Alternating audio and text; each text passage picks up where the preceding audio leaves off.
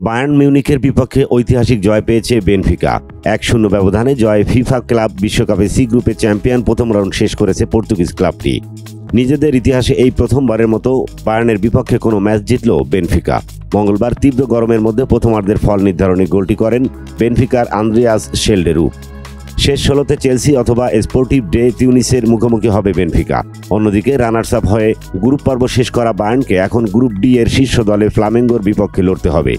Benfica coach Bruno লাজে জানান, বায়ার্নের বিপক্ষে ইতিহাসে জয় না থাকলেও 3টি ড্র ও 10টি পরাজয়ে দলটি আত্মবিশ্বাস নিয়ে খেলতে নেমেছিল।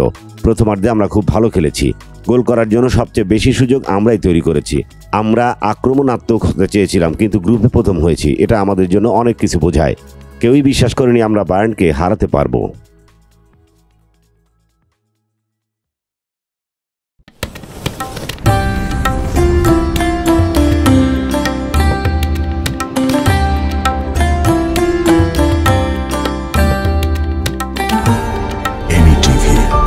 স্বাধীন বাংলার স্বাধীন কণ্ঠ।